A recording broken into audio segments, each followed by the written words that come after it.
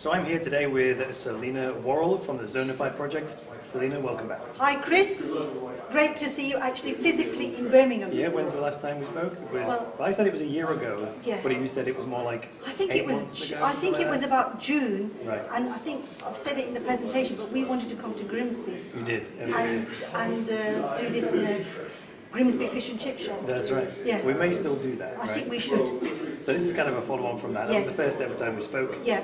Your project's moved on since then. Yes, it has. So at the time, you didn't have a token. So yeah. Can you remember can you pick out what the major differences were between where the project was then and where it is now? Well, when we spoke to you in June, we'd already had our first use case. We had letters of intent with UK local governments, in particular with Camden, Kensington, Chelsea and Enfield.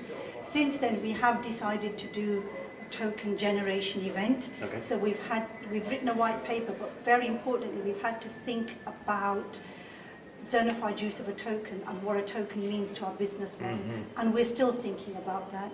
We have, we've done the work to put the white paper out. The white paper is now available for consultation as of last week, so people can go to our website, www.zonified.net. Okay. And we're also now, which we haven't made public, but we are talking to a number of quite high-profile financial services organisations and consultancies who've actually contacted us because they're interested in the zonified activities in life events, particularly for bereavements. Okay. And because we are surprised how many of these large organisations have blockchain teams who are looking for a business use case. And we are probably one of the first business use cases of blockchain technology. Very true. So yeah. That was interesting. You said you've written the first draft of your white paper and you've put it out for consultation. Yes. Yeah. See, that's very interesting. So I think that's a lost art. Yes. Where you don't assume that what you write is just going to be a smash hit straight away. Oh, yeah. The whole idea of building a product with the market, yes. I think that's been forgotten or yes. just missed on a lot of projects. So. Yeah. I think that's something that, remember the Coin project that I was yes, involved in? Yeah. That's something that we should have done a lot more of, yeah. right? We should have had a much longer run-up where yeah. we said, this is our idea, yeah. and then just let the community pick holes in it, yeah. and it would have been far better, if we'd have But I think that reflects, Chris, how young this space is. True. That we're all learning what to do, how to do it, what the timelines are, right. etc., etc. True. So we have also been working with CMS Law, who's a law firm, and they have looked at our white paper, our business model, what we're doing with the token.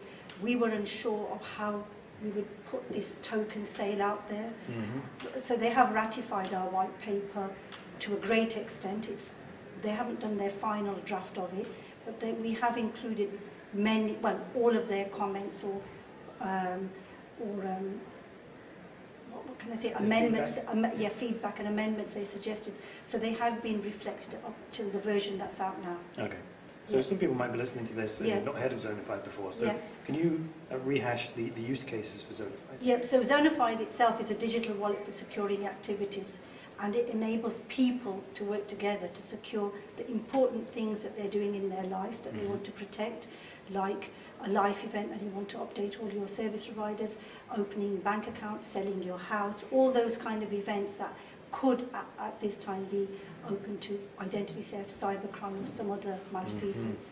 So that's what the wallet enables people to do. The use case, we were already working on this problem around identity theft and cybercrime, but we did not build the project until we found a place where this product could be used, and the participants were motivated to use it. So basically a go-to-market strategy, I think that's the marketing term for it. And we found that in life events with registrars. So we've been working with registrars, local government authority registrars across England and Wales for 2 years now.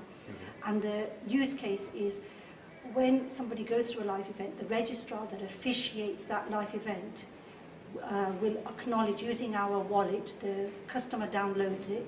The registrar will attest or say, yes, this event, yes, this marriage has happened, yes, as they sign the death certificate, this death has happened. And then we enable the customer to share that notice with all their service providers. Okay. And for the service providers, they can pick up the notice, because there's no service provider can say they can't access the blockchain. It would be like saying you can't access the internet. Exactly. Exactly. So they pick up the notice. They can do a couple of checks on it, like is the registrar a registrar of, they can check with our Oracle, is this a known registrar or the expected registrar? They can check it's come from their known customer, and then they just revert to their existing customer processes to service that request, be it change my names, be it inform that somebody has died and the account needs closing, etc. So that's our first use case, but there are many other applications. Well, one thing I noticed is your messaging's a lot slicker now. So Yeah. you just described it, you've got like a tagline now. Yes. Zonify is Yeah. a digital wallet for Securing activities. Yeah, Is securing activities, Yes. right? That didn't exist the last time we spoke. I tell you, in the 2.5 years or 3 years we've been working on Zonify, the iterations to our message, Right. and as you know, because we've watched you Right. from when you started, and we see now your message gets out there, Chris Coney 1, 2, 3, which is fantastic. I know people have the mugs and they're doing this 1, 2, 3. So Right. as you know, as you develop your product and you learn about the space more, you develop your taglines and how to get that message across very quickly to people. So you said you've started to attract some inbound inquiries, Yes, right? yes. So where did those people hear about it? Well, we're a company that's solving a problem. And we are, so a lot of where we talk to people and we engage with people is with the government, the local government authority registrar. So we have physically gone to South Wales, to Birmingham, Coventry, Hampshire, London boroughs, etc. So that's where our presence is. And we also present, and we've had a presence at financial services conferences, Customer 2020 conferences, and that's where some of these companies have heard about us, and we've been talking to them. So we were surprised that now we're getting inquiries, and the inquiry that we had just 2 weeks ago was one of these financial services companies that heard about and spoke to us at I think it was the British Bankers Association conference in June the 29th. They told a consulting company, when they asked the consulting company, what's your blockchain offering? And they didn't have many products. And they said, well, what about this product? And it will help in bereavements. And that's a problem we need to solve. Customers informing us about bereavement. So they are learning about us, and we are getting those inbound inquiries now. Right. Yeah. And if I remember rightly, Zonify existed before you came across Ethereum, right? Yes, absolutely. You're already working on it. It's not like you jumped on the blockchain bandwagon. No, not at all. It was more like, oh, this is actually a better way of doing what we were already building. Exactly. Right? So you'd already built somewhat of a product. Oh yes, it was Paul Worrall, who's the chief developer and founder. He'd already started building a solution on a cryptographic peer-to-peer technology, and I was attending financial services conferences and coming across this.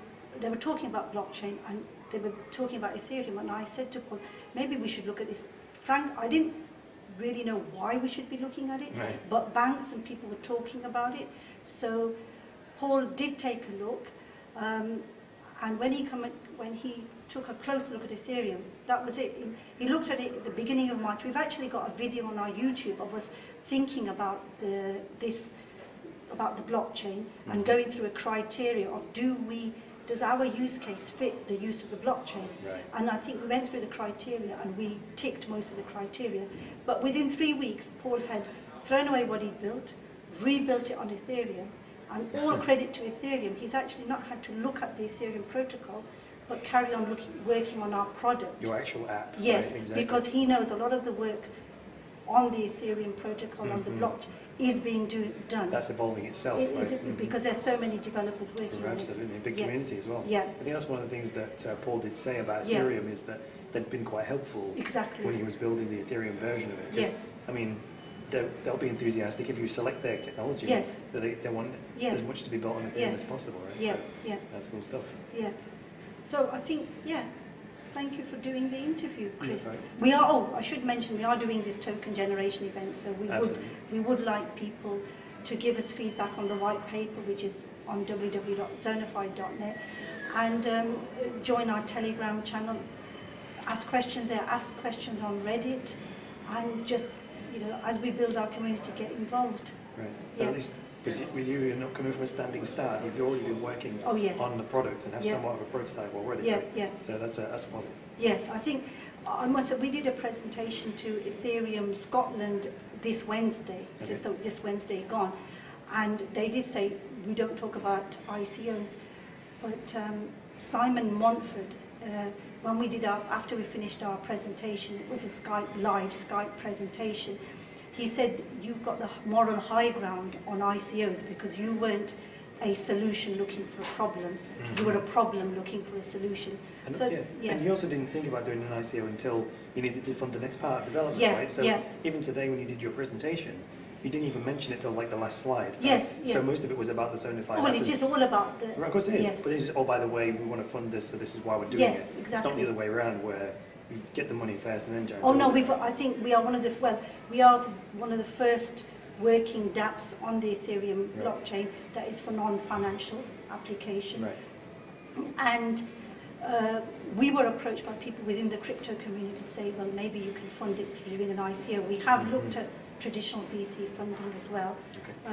But yes, the funds raised will go to further develop the Zonified project and to go live with our first use case with the UK local authorities. Right. And how have you funded it so far? Just remind us. Just our own money. Out of your own pocket, So you've put your money where your mouth is. Totally. And our house and everything else. Absolutely. Well, that's no doubt. So thanks very much for the update. Thank you, Chris. And it was a real pleasure meeting you personally, face to face. Rather than virtually. Thank you. All right. Thank you very much.